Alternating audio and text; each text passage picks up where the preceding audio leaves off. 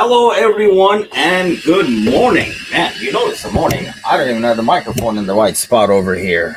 We are here live in our first episode of Morning Coffee, or probably tea if you're talking about Mecca, the editor. Do we Tea have for tea this me. morning, or do we have coffee?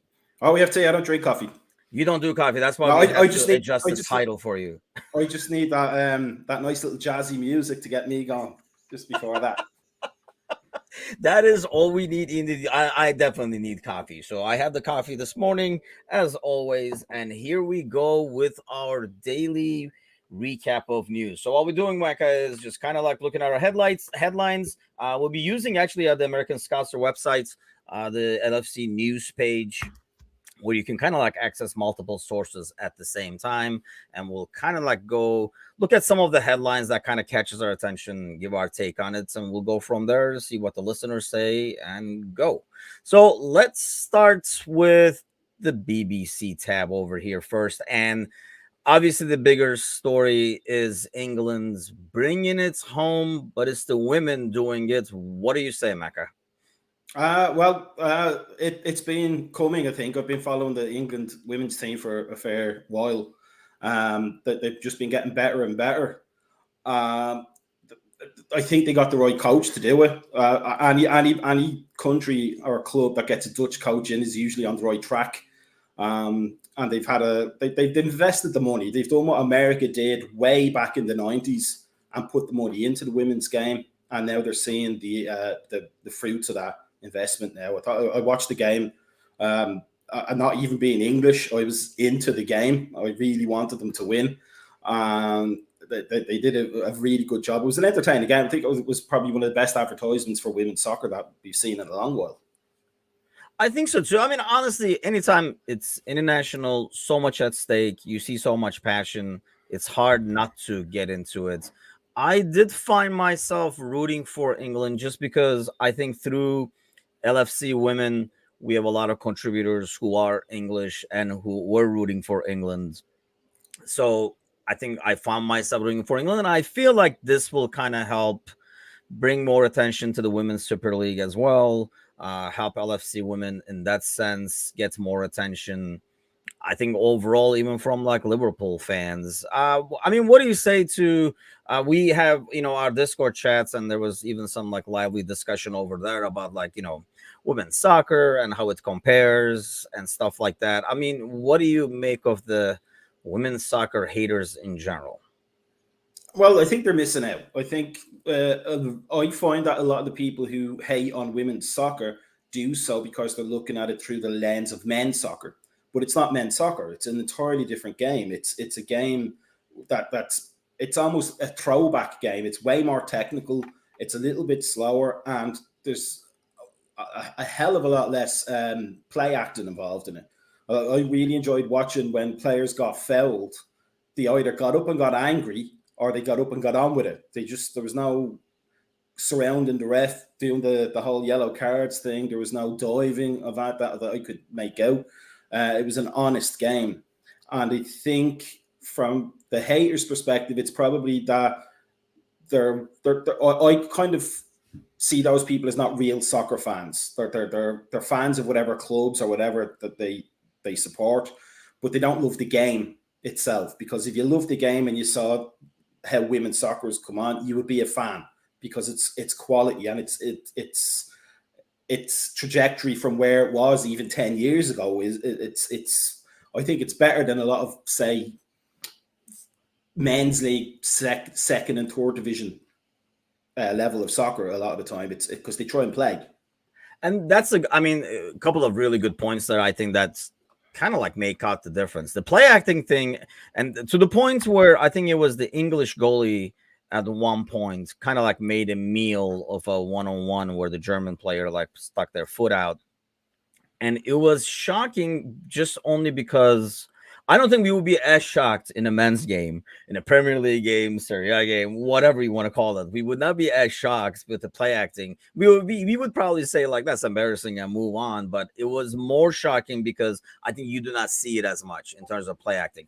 Let's just hope as we go along over here, they don't add that to the game. But I mean, yeah, you've done coaching for several years, so probably can appreciate the soccer that's being played. And I think that's a good point. It is a different brand. I mean, I'm actually, a lot more connected to it due to the girls over here, and obviously my wife played as well, so I'm a lot more familiar with women's soccer. So I think maybe if you were not familiar, do you think that's what it is, like people tuning onto it in the first time and not realizing that yes, it's the same game, but it's a slightly different sport, if that No, makes sense? I think like for the people that are very anti women's soccer, I think it's mostly men, probably in the 35 to 45-year-old age range, who are just being chauvinistic about it.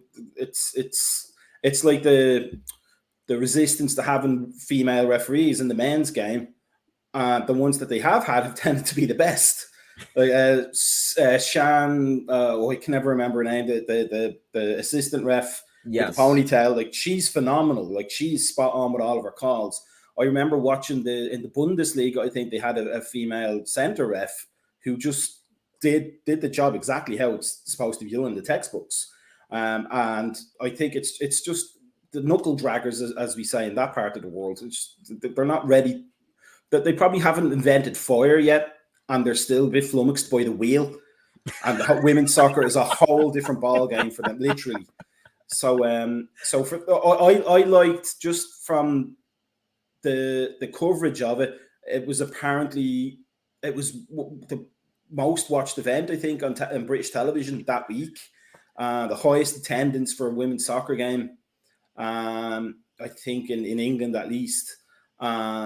So like what I enjoyed was it wasn't if you watch American women's soccer, the whatever the women's league is at the time, because they keep changing the initials of the women's leagues over here. But you'll hear in the background it's an awful lot of girls. And I know from my own experience, soccer clubs will bring their girls teams to watch those games. So you'll get that really high pitched squealing in the background. Yes. But this was a proper crowd. This was the makeup of to be all sort of audiologist about it. The timbre of the voices was very mixed. It was a very Premier League sort of made up crowd. So it was genuine people wanting to be there to watch England. And throughout the tournament, it wasn't even just this game. It wasn't, England team, they've got to a final, let's all get some tickets. They've been well supported in every game so far. And I think it's a genuine acceptance now that the women's game is here. It's not a fad. It's not something to be laughed at. It's something to watch in the same way that you would watch women's tennis and men's tennis at Wimbledon, or you would watch women's UFC and men's UFC. You look for the differences in the things, but you enjoy it for what it is. And I think the knuckle draggers are going to get left behind very, very quickly. I think so too. And like I say, if you really love the game itself, I just don't see how you would keep on hating. And you're probably right. I think you gave like a good age group too, in terms of like what constitutes people who are not too fond of it, or who almost go out of their way to demean it. You may not enjoy women's soccer or find it too slow or whatever the heck it is. It may not be to your liking. I'm okay with that. But almost like going out of your way to put it down is what rubs me usually the wrong way. Because yeah, it may not be for you, but there's a lot of talent out there. There's a lot of effort out there, and there's a lot of like smart football out there being played. And you can, if you really know the game and can kind of like appreciate what's being done on the field, I think most should be able to see that. I think like it as I said, like from even 10 years ago, and 10 years ago it was a good game to watch. 10 years before that, it may have been not as good then. Like as we get from like the 1990, 89, 90, the USA women won the world championship for the first time. And on from there, like I think just the quality of it, the quality of the coach, and we've got a lot of female. When I did my UEFA badges way back when, in the dark ages, there was 2 girls on the course. Now you're getting like courses that are just like coaching courses in general, just for women, so that they don't feel so self-conscious. So now we're getting quality female coaches coaching in the women's game. And I enjoyed watching the fact that it was a game that was played to a proper soccer population in the stadium. Everybody was watching it by all accounts on television over in England, and it was two female coaches. It wasn't like, well, they wouldn't be this good if women were coaching them. It was, these are two of the best in the business, and they're producing a really good quality soccer game, because it was a good game. It wasn't, it wasn't a game of mistakes. It was really good, solid quality. I feel like it's usually more open too, which I think makes it more fun to watch. You do not have as much of you may have teams that are having a tough time doing the build-up play and getting the ball up the field, but you don't have, at least from what I notice in general, is you don't have a lot of parking the bus overall. It's usually, if one team is extra defensive, it's usually because the other team's presses extremely, like a lot better and stuff like that, and do not enable the other team to go out. And I think that's refreshing to see. The lack of play acting is refreshing to see. I find it enjoyable overall, and I think you're right. People are just going to have to get to the decade, the ages, whatever you want to call it, and jump on board. See, we're not the only ones up this early there, Mecca. Daz is here. Darren O'Connor says, thought the women's final was a testament to how far the women's game has improved. It was a proper final with some hard tackles going and quality football. And that's a good point. It was a hard fought game. I mean, it was very freaking physical. There were a lot of flying tackles all over the place. And like I said, if you can't appreciate that, I don't know what to tell you. It reminded me of the World Cup final, America versus Japan after the tsunami, that World Cup, the Women's World Cup. I think Japan won it 2-1 or 1-0, whatever it was. But it was like, that was a great game. Apart from the emotional aspect of, you kind of wanted the Japanese women's team to win it for their country at that point with the tragedy that had happened. But it was a great game because it was a really good technical Japanese team, and probably at the time the best team in the world in women's soccer. And I thought that we kind of got the same kind of thing yesterday with that Euro final. Was two really top quality teams trying to play soccer, trying to win, and doing it in a fair manner, which we all know now, once they put more money into the women's game, that's going to get corrupted. So we're probably about 5 years away from the diving. Way to be cynical this morning. Good job, man. So I guess enjoy it while we can. Enjoy it while it's here, yeah. So let's take a look at some of the other headlines. The headlines. It is a bit too early maybe for me. Okay, here we go. One of the bigger stories, and obviously we will probably touch up on that as well. The Liverpool City game that we enjoyed watching, but now we kind of knew this was in the works anyway. But one of the news today is that City will not agree to what Brighton want for Cucurella. And in related news, they're actually going after Guerrero now instead from Borussia Dortmund.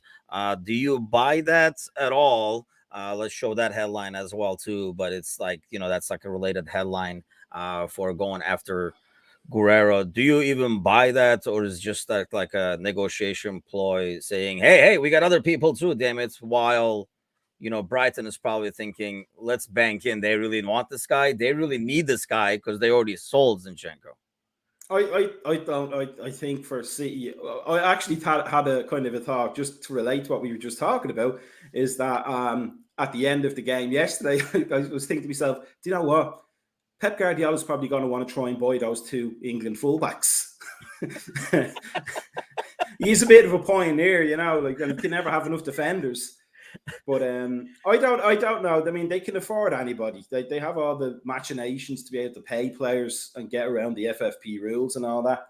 So I think if any team can literally just move on to another target, it's probably Manchester City. They probably just, this is not worth the hassle, so we'll just go buy somebody else. I don't think Brighton seem that desperate to have to sell him.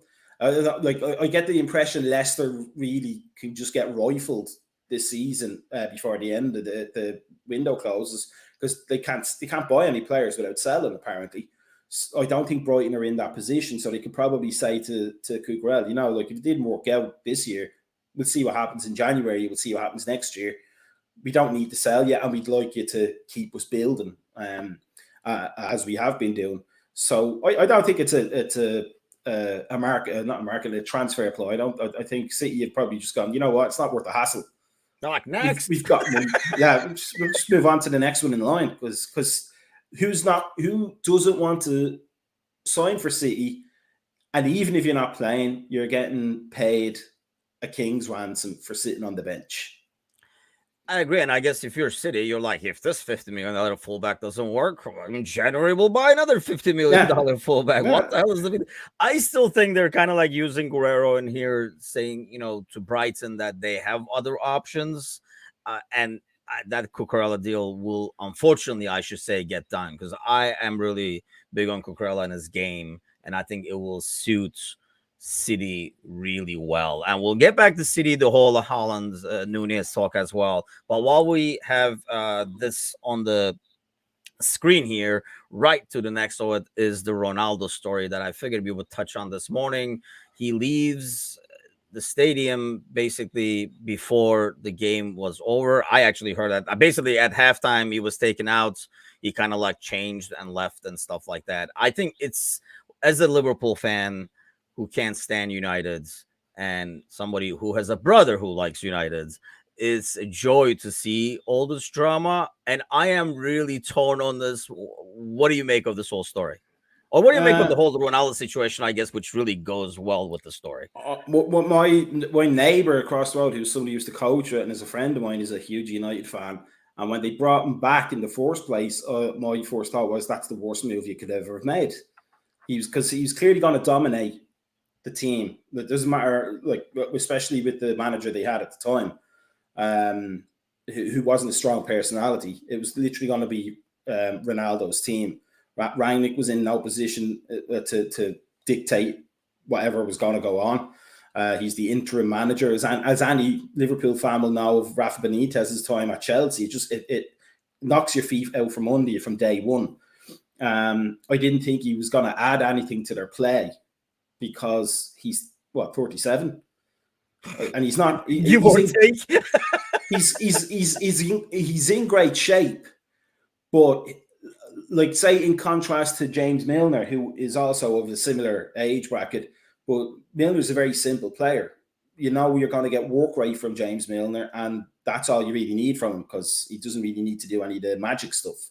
Whereas Ronaldo's all magic stuff with zero defending, which you can get away with in Spain, but you can't get away with it in England, because even which is why the English league is so popular. Even at the last day of the season, with teams that have nothing to play for, they will still try and win every game. So you need your players, your top players, to be on the ball defensively as much as offensively. So I thought that was, I loved that they bought him, because it was going to be an expensive mistake.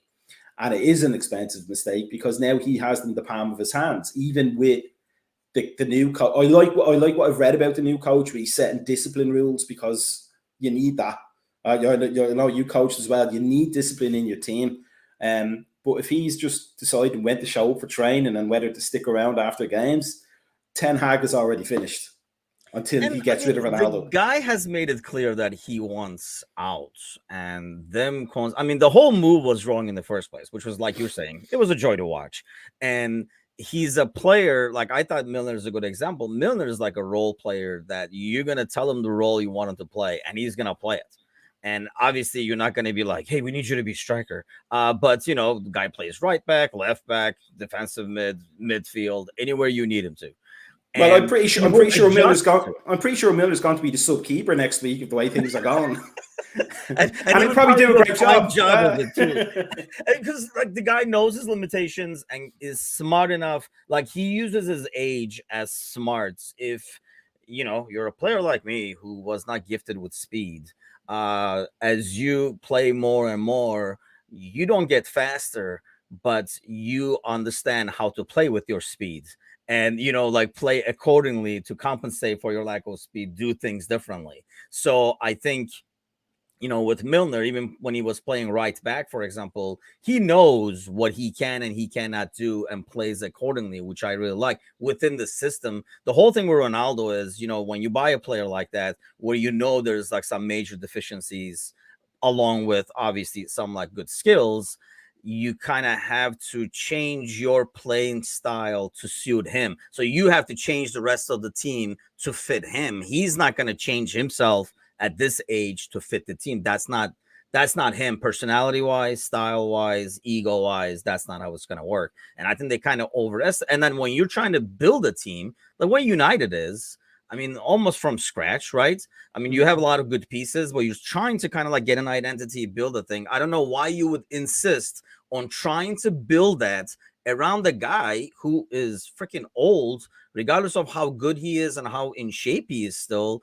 He's gonna be, I mean, he's not gonna play till freaking like 80. So why would you like put all your eggs in this basket when the basket is gonna be retired in a couple of years? Is the part I do not get. So the guy says he wants out. They're like, no, no, no, you don't. So like, you don't know what you want, kids. I know you're old, but so they kind of like, like, no, no, no, you're gonna like it over here. You're gonna like it over here. We're doing a lot of things different. So I find it difficult because I understand where Ronaldo is. He's like, I don't want to be here. But then they're like, no, no, no, you really like this. I think anybody who listens or, who's watching us right now has probably been stuck at a job or a position at one point or another, maybe despite not being there because the salary at the time was important or whatever.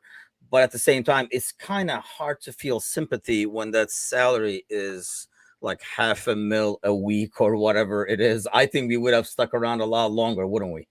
Well, I think he gets paid more to put his shin guards in than I've ever been paid in my entire life combined. So I've not zero sympathy for him in his situation, but he manufactured it. He wanted to be there, and he wanted to be back at United. I'm sure he probably thought in his head he was going to be the returning hero. He was going to get them moving up the table. But they seemed, as a club, they seemed to have committed themselves towards pressing. And you can't press with Ronaldo. It's almost like if you got a time machine and brought Matthew Letitia back from the 1980s and tried to press with him. Great player, brilliant with the ball, but a corner flag has more movement. Like a stiff breeze and a corner flag will actually have more motion in it. So I think for Ronaldo, it's a case of it's not that he doesn't want to be at Manchester United. He doesn't want to not be in the Champions League. Yeah. He has zero exposure this year. Were they in the Europa? Yeah, I think so, right? Yeah, I think they made it at the end of the Europa. Who's watching the group game? Who's watching the group games in the Europa? Or, who's even going to be like, oh, look at him, like, had a hat trick against the Danish team or something like that. So they're not, it's not going to be as much news. And I think, you would assume a guy like Ronaldo compares himself. I mean, not compares himself. People always, it's like Messi or Ronaldo. Like there's a whole camp. And whenever there's a Ronaldo post, like it's all like Messi and Ronaldo comments going back and forth. And you look over and you see Mbappe and Messi in the Champions League, going for it every season still with obviously PSG. It does not feel right probably not to be in there. So I understand it, but like you're saying, he did put himself into this position. I don't know if he thought he could come to United and be the difference, but I mean, he has to be smart enough to look from far away at United before he came back and say, yeah, there's nothing, I can bring Messi with me and we're not going anywhere with this team kind of a deal. And he's like stuck there. Do you think it would tarnish his legacy? Is that what United is selling him, like Ferguson and stuff? They're like, this is your legacy, you should stay here. Like if you went to Atletico Madrid or something like that, would people think less of Ronaldo because at the end of his career he's kind of like having to bounce around a little bit? No, I don't know, because I think his personal pride is stopping him. I think if he picked up the phone tomorrow and said, I phoned PSG up and said, sign me, I'm there, like it's not even going to be a question, he'll go there and he'd win the league with PSG and he'd be in the Champions League, probably get into around the semi. I think we could win the league with PSG, by the way, Maka. Like we could just probably throw us somewhere in midfield and we would make it. I don't know, I'd probably be late for the games, to be fair. But that was my thing. But But I think if it wasn't for the fact that he really detests Messi by all accounts, well, not by all accounts, by observation, he just doesn't want to have anything to do with him. And especially if Messi is outshining him every week on the field, he's not going to be happy with that. But he could do that. He could play at PSG in the French league, which is really a proper farmers league. Like it's exactly like the Bundesliga. There's Bayern Munich and everybody else. There's PSG and there's everybody else. And I think he could do well. He'd win more medals. He'd be exposed in the Champions League. But without that, who's going to sign him? And that's the thing, you know, with his wages, and he's not going to go down too low on his wages. I mean, that's part of the ego thing too. I think he's kind of painted himself into a corner, and now at the same time, United have painted themselves to a corner, but they're in the different corners of the room, and it makes it really fun to watch. I'm glad you brought up the whole Farmers League concept. So before we go for the day, let's take a look at the last news. Let's talk a little bit about this. Obviously, it's it's easy. I mean, it's banter and it's fun to make fun of Holland, especially with the miss in the last minute. I think those, more than the result of the game, those last the extra added time made a huge difference in that game, with Nunez getting his goal, especially after missing one earlier, and then obviously Holland shanking one. But I mean, reading all the news and the takes and stuff like that, I know it kind of helps, maybe puts pressure on Holland, because we know how much pressure Nunez felt. Whether they're famous players and have careers and stuff, they are human after all. We know it got to Nunez when he didn't score the first two preseasons, like the whole social media thing. Do you think? I mean, I personally feel like it's too early to say anything. I mean, you can kind of tell we will make the most of Nunez. I think he has an easier situation where he fits the system better than how Holland fits the city's system. I feel like it's way too early to make a call on either way. Holland will score a bazillion goals, I think, still for City. But do you think psychologically this has any impact at all for both players? Well, for Nunez, for sure, I think it's a positive thing. He's going into the season now with a few goals under his belt. I think the difference between the two, though, I find is, and maybe it's a language thing with Nunez, because he didn't speak English as far as I know, but he seems more humble about it. He's happy to be at Liverpool. He's quiet. He doesn't. He wants to do his best. I think he's built for the English league. I'm glad we bought him. I think we need that little bit. After the Champions League final against Real Madrid, I thought we needed, if we'd have had a Nunez there, somebody who's 6'4", who can make the game physical up front, we might have done a little bit better. But Haaland is very arrogant. He just comes across in the press as I'm made for greatness, and which is really a brash thing to say when you look like Thor's deformed younger brother. From the Marvel universe, he looks like the twin that got discarded, and that's why they brought in Loki. They adopted the son they wanted to have. But I don't know. I could see him being a flat track bully. So like the Brentfords, the Nottingham Forest, the Aston Villa, maybe in that kind of level of team. Everton, boatloads of goals. What I think might hurt him is the Champions League and the top 6 games. Because he did, Van Dijk had him in his pocket the entire game, I think, pretty much. I think any chances he had were other people's pickups. I have a feeling if Konate was playing yesterday, he wouldn't have had any chances at all, because Matip is on Saturday. Matip is a great defender, but he's a stylish defender, and he's not the strongest. He's the one you want to bring the ball out from the back. And I think Haaland probably bullied his way to a lot of goals in Germany. He actually, who he reminds me of, but without the head casery. He's almost like Balotelli. Balotelli bullied his way to a lot of goals when he was younger. And then as he came up against better and better defenders, he stopped scoring. Because bigger players, and to be, for want of a better word, men, were now defending against him. And he wasn't able to push his way. I mean, he was still an effective player, but not at the same levels that he was when he was 19, the dominance 20, goes down. Yeah. And I think that might happen with Haaland, especially as Dortmund play even now, I think that they still play the Klopp style, that the counter attack, counter press, hit them on the break and play everything fast. City like to play it slow. They like to control the game, move the ball around, and he might get bored. He might get like, if you remember way back, Andy Carroll searching for the ball when he was the forward at Liverpool. He would drop into midfield because he wasn't getting the ball. Yeah.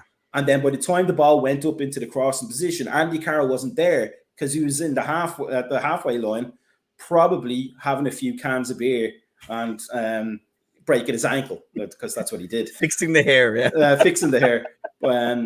Actually, on that, just as a connecting thing, like I think we're going to get from Nunez what we thought we were going to get from Andy Carroll, because he's a professional. You know, he's a professional. And apart from the ponytail, he's the same build, the same sort of pace and power, and the same reputation for putting the ball in the net. But he looks like, if Klopp says you have to eat oatmeal 5 times a day and then do 5,000 push-ups every Wednesday, that's what he'll do. Yeah, because he wants to be the best. But that, I think, what Haaland, I think it's just he's going to go searching for the ball, and he's not going to be where he needs to be to put the ball in the net a lot of the time. And I think that's what maybe happened on Saturday. He was snatching at the chances because he didn't know when he was going to get another one. I think that's a part of it. I like I said, I still think he'll score a lot of goals. I think De Bruyne could help us score some goals in the Premier League if we were in there with his delivery. So he will definitely get his goals. I think one of the best things that probably happens to Nunez is the fact that he came over the same summer as Haaland. While yeah. There'll be a lot of comparisons that can maybe put some extra pressure on him. At the same time, I think he's coming into a team where he doesn't have to be the star. He's working with Klopp, who knows how to slowly work players in, and he's coming to a more of like an established environment that suits him, as opposed to, and like I say, Haaland is already coming with that name and the ego and everything like that goes with it. So he has to kind of like live up to more than I think Nunez does. Nunez can kind of do his business low key. And I mean, he's going to be one heck of a player as well. Either way, I think it's too early to say anything, but I think the game, aside from the win, the plates and all that kind of good stuff, it was, good to those extra time minutes. I thought were golden, especially psychologically. So I'm sure we'll talk a lot about that with the boys tonight too, on tonight's podcast with Bickler and Galley. Well, Macca, we'll call it a morning. The coffee, I don't know if your tea is gone. My tea's cold. I need the second cup already. It's in the Beatles mug, so that's good. That's always important. I have the grumpy mug going this morning because it suits my mornings. Well, everybody. And it's Monday. And it is Monday. Exactly. Hell yeah. Everybody, thanks for listening, joining. We'll be back tomorrow morning with tomorrow morning's headlines. Take it easy, guys. Cheers.